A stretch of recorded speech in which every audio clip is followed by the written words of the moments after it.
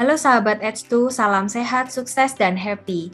Kali ini saya Stefani sebagai brand ambassador Howard Hermes Consulting akan menemani sobat sekalian di acara Indonesia Audi Forum selama kurang lebih 20 menit ke depan. Pada video sebelumnya, kita sudah membahas apa itu Audi atau Organization Development, apa itu Mastermind, serta manfaatnya dalam suatu organisasi. Pada episode kali ini, kita akan membahas lebih luas lagi terkait Mastermind. Seperti yang kita tahu sebelumnya, mastermind bisa berfungsi untuk memanage diri kita sendiri maupun membentuk tim dalam sebuah organisasi. Kali ini kita tidak lagi bahas untuk diri sendiri maupun organisasi, namun untuk pihak eksternal. Nah, di episode kita kali ini kita akan membahas tentang customer profiling through mastermind map dengan narasumber yang tentunya sudah ahli, yaitu Ibu Diah Darmayanti, PhD OD. Dan beliau sekaligus sebagai CEO Howard Hermes Consulting, Audi and Business Strategist. Yuk langsung aja kita langsung bicara dengan pakarnya. Halo Bu Diah, apa kabar? Ya, halo Fani, sehat-sehat Van. Baik Bu, dalam episode sebelumnya kita sudah pernah bahas apa sih mastermind itu dan fungsinya seperti apa. Ya, seperti yang kita tahu pada episode sebelumnya, kalau teman-teman tonton, mastermind itu tidak hanya untuk leader saja, tapi masing-masing dari kita sendiri ini juga butuh mastermind. Nah, dalam episode kali ini kita bahas tentang customer. Nah, apa sih Bu Diah hubungannya antara customer dengan mastermind ini? Oke, jadi kalau kita menggunakan mastermind, betul memang tidak hanya digunakan untuk level leader ya atau employee dalam perusahaan seperti itu. Nah, mastermind memang bisa kita gunakan untuk memappingkan siapa sebenarnya customer Anda. Jadi banyak perusahaan itu mereka mendeliver produk atau service, mereka tahu mereka punya pelanggan, mereka tahu mereka punya potensial customer, tetapi mereka belum tahu bagaimana sebenarnya perilaku, karakter, ya, kekhasan dari customer dia, sehingga pada proses pendekatannya pun juga belum bisa optimal. Jadi mastermind memang bisa digunakan untuk memappingkan customer kita. Kalau yang Ibu tadi bilang customer mapping, apakah topik kali ini juga nyambung dengan topik sebelumnya Bu, terkait adanya 4 jenis orang yang memiliki mastermind. Yang pertama kan ada orang yang kreatif, kedua planner, ketiga ambisius, yang keempat adalah orang yang hiper atau berempati. Ya, sebenarnya sama saja ya. Jadi kalau kita menggunakan mastermind untuk melakukan customer mapping, kita melihat customer dari 4 preferensi dominan.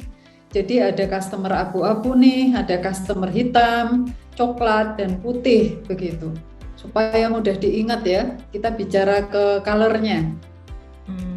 Boleh lebih detail lagi Bu? Tadi kan Ibu ada bilang warna nih. Di episode sebelumnya kita belum ada bilang warna, kita masih bilang otak bagian mana, terus itu juga dia masuknya yang ke kreatif atau yang ke planner. Nah, kalau dari sisi warnanya sendiri, bisa Ibu jelaskan satu-satu lagi Bu mungkin? Saya jelaskan singkat ya. Jadi kalau yang namanya customer abu-abu dari otak kanan atas itu otomatis mereka yang memiliki karakter suka sesuatu yang berbeda. Sehari-hari mereka lebih senang dikatakan trendsetter begitu ya. Jadi kalau ada produk yang something different, itu yang mereka cari. Tidak melihat mungkin harus bermerek atau harus berharga mahal, tetapi mereka lihat ini unik. Nah, itu customer abu-abu. Tapi kalau kita lihat customer putih, berbeda lagi. Mereka adalah orang-orang yang memakai feeling thinking, artinya apa? Mereka selalu mengutamakan penerimaan dari orang lain. Jadi customer-customer ini, baik menggunakan produk ataupun service, dia juga melihat siapa yang memakai. Apakah orang-orang terdekat saya menggunakan merek itu? Apakah kelompok sahabat saya, pertemanan saya menggunakan merek itu? Maka supaya merasa diterima di kelompok atau komunitas tertentu, ya dia akan mengikuti. Jadi ini sangat berpengaruh bagaimana customer memilih produk atau service kita. Beda lagi dengan customer hitam, yaitu yang di kiri atas. kalau istilahnya kita katakan planner, mereka adalah orang-orang yang lebih memakai logika. Begitupun pada saat mereka mengkonsumsi produk atau service. Jadi mereka selalu melihat value apa yang bisa diberikan perusahaan ke saya dari sisi benefit dan cost. Apakah worth it nih? Kemahalan enggak nih saya beli ini? Useful enggak? Sampai kapan bisa dipakai? Nah, itu pola pikir customer hitam. Nah, dan yang terakhir yaitu yang customer coklat, yaitu kiri bawah, mereka adalah customer yang lebih mengutamakan premium produk, bicara tentang branded seperti itu ya. Premium service ya bicara yang luxury begitu ya. Jadi artinya dia mengkonsumsi produk atau service mempertimbangkan dengan bagaimana harga diri saya nih, bagaimana positioning saya nih, cocok enggak, pantas enggak, seperti itu. Baik, Bu, kalau dalam suatu perusahaan sebetulnya siapa yang berhak untuk menentukan keempat profil ini?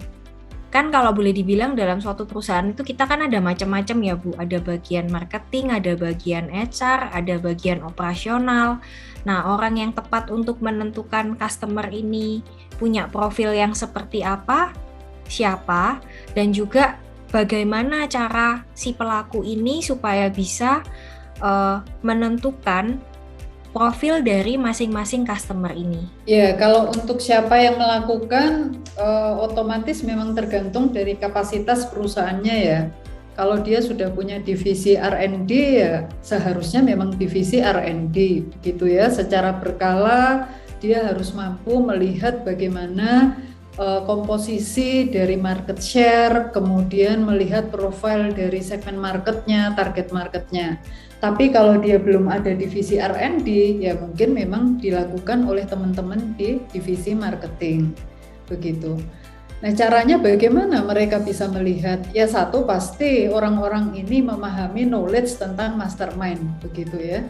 Dan mereka bisa menggunakan berbagai tools. Kita tidak harus menggunakan kuesioner dengan model lama ya, kemudian disebar begitu ya. Apalagi sekarang orang masih jaga jarak, masih social distancing. Jadi bisa melalui online. Yang pasti tekniknya adalah melalui observasi, melalui in-depth interview ya, melalui survei, dan survei pun bisa dilakukan secara online. Jadi kita memappingkan mereka berdasarkan perilaku mereka, dan dari perilaku mereka itu kita bagi menjadi 4. Dari situ kita berikan ini pertanyaan-pertanyaan yang mungkin customer tidak merasa sedang diarahkan kemana. Sebenarnya kita sedang mengelompokkan mereka dari sisi perilaku mereka ini bisa digolongkan ke customer yang mana based on mastermind. Seperti itu, Fani. Berarti Bu, boleh dibilang R&D ini juga harus belajar mastermind ya Bu, supaya bisa mapping customer mana, juga dia menciptakan sebuah produk untuk perusahaan supaya sesuai dengan segmen marketnya sendiri. Ya, otomatis kalau teman-teman atau tim di bidang R&D menguasai mastermind, menurut saya ini akan optimal sekali ya.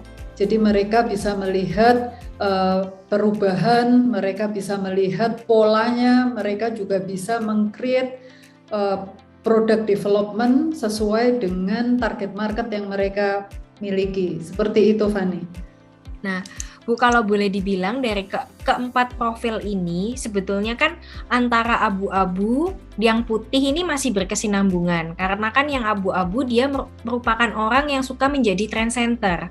Nah, sedangkan yang putih itu sukanya jadi follower. Apa yang ngetrend sekarang, apa yang disukai sama banyak orang sekarang, dia akan mengikuti, betul kan? Nah, kalau misal dia adalah hitam dan coklat, nah kalau saya lihat kan hitam dan coklat ini sangat berbeda banget ya. Biasanya orang yang di hitam atau yang melihat cost sama benefit, biasanya orangnya kan pasti ngelihatnya dari harga nih. Sedangkan kalau orang yang dari coklat, otomatis nggak lihat harga, karena biasanya barang branded atau barang yang premium itu kan harganya juga selangit, Bu. Nah, boleh kita contohin juga lah kayak beras. Gimana ya caranya orang jualan beras bisa mengikuti keempat profil target market ini gitu. Ya, ini unik ya, pertanyaannya beras gitu ya. Apakah beras bisa memappingkan pelanggannya gitu ya, pengusaha beras? Semestinya memang bisa ya.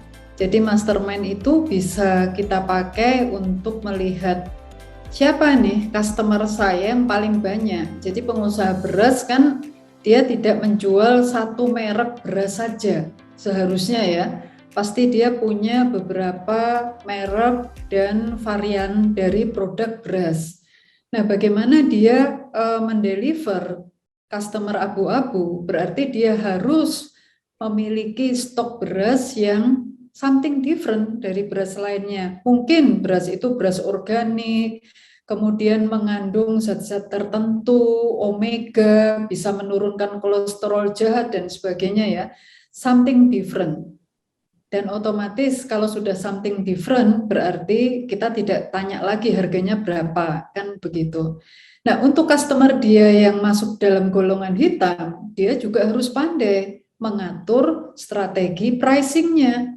Jadi dia memberikan potongan, bonus, ya, diskon pada beras-beras merek-merek tertentu yang secara manfaatnya sama sebenarnya ya, manfaat beras secara rata. Tetapi bagaimana si pengusaha beras ini menembak customer-customer hitamnya dengan itu tadi. Beli 2, dapat 3, seperti itu ya. Nah, kalau untuk customer putih, ya tinggal kita lihat saja. Pelanggan-pelanggan kita yang lama itu menggunakan beras merek apa.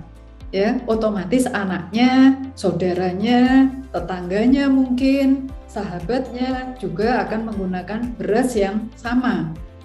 Ya, karena kalau orang putih ini kan melihat orang terdekat saya memakai apa.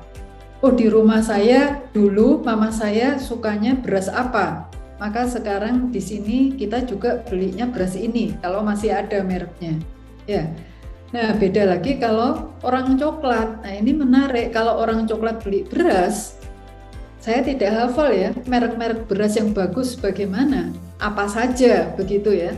Tetapi untuk memaintain, mendeliver produk beras ke orang-orang coklat ini, ya berarti pengusaha beras harus mengkomunikasikan ini yang paling bagus sekarang begitu. Ini yang paling keren, paling kemasannya dibuat paling gimana ya, modern begitu ya. Mungkin dia tidak melihat pada berasnya secara langsung, tetapi dia lebih melihat kepada packagingnya, packaging dari beras itu. Kemudian ini beras dari luar, beras dari Thailand misalnya, yang khusus begitu ya. Dan yang memakai orang-orang jet set, orang-orang yang mengkonsumsi ini orang-orang spesial.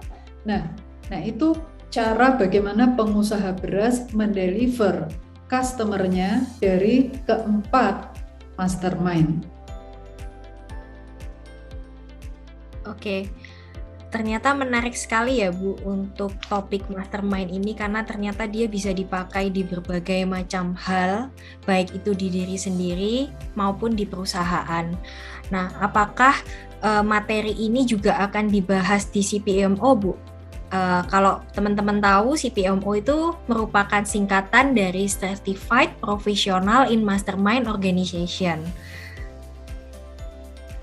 Iya Fani, memang benar. Jadi materi-materi ini bisa didapatkan di CPMO, begitu. Baik Bu Diah, terima kasih untuk kesempatan serta waktunya pada hari ini. Sungguh materinya sangat menarik sekali.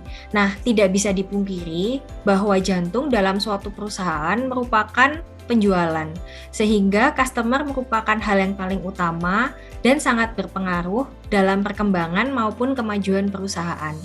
Maka dari itu, jangan lupa untuk teman-teman terus belajar ya. Terakhir, saya ada pantun, sudah berkaca tiada jemu, dari rambut hingga kaki, banyak membaca menambah ilmu, banyak ilmu menambah rezeki. Salam sehat, sukses, dan happy selalu. Terima kasih, sampai jumpa di episode berikutnya.